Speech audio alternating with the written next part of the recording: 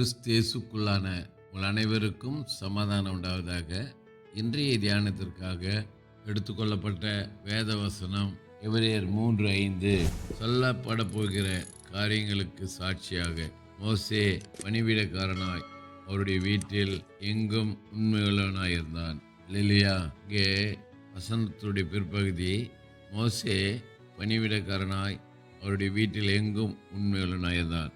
ஒரு குறிப்பிட்ட பகுதியில் மாத்திரம் அவன் உண்மை உள்ளவனாக இருந்தான் சொல்லி அல்ல, அவருடைய வீட்டில் எங்கும் எல்லா காரியத்திலும் எல்லா சூழ்நிலையிலும் எல்லா பகுதிகளிலும் அவன் உண்மை உள்ளவனாக இருந்திருக்கிறான். ஆகவே இன்றைக்கு ஆண்டவர் நம்மிடத்தில் எதிர்பார்க்கிறதும் உண்மை.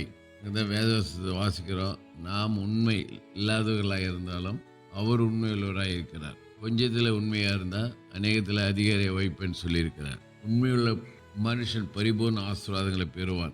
நம்முடைய வாழ்க்கையில பரிபூர்ணமான ஆசீர்வாதங்கள் இல்லை, காரணம் நாம் உண்மை இல்லாதவர்களாய் இருக்கிறதுனால. ஆகவே பரிபூர்ண ஆசீர்வாதம் வேணும்னு சொன்னால் ரகசியம் அவருக்கு நம்ம உண்மையாக இருக்கணும்.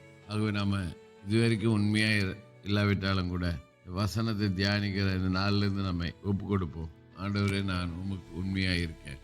மோசே தேவனுடைய வீட்டில் எங்கும் உண்மையுள்ளவனாக இருந்தது போல நாங்களும் எங்கும் உண்மையுள்ளவராக இருக்க கற்றுத்தாங்க.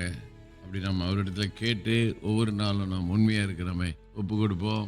கர்த்தர் நம்மை ஆசீர்வதிப்பாராக.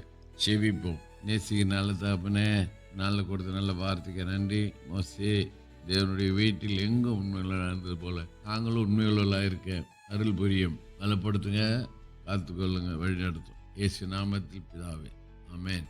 நம்முடைய கர்த்தரும் ரட்சகருமாக இயேசு கிறிஸ்துவின் கிருபையிலும் அவரை அறிகிற அறிவில் வளருங்கள். அவருக்கு இப்பொழுதும் என்னென்றைக்கு மகிமை உண்டாவதாக.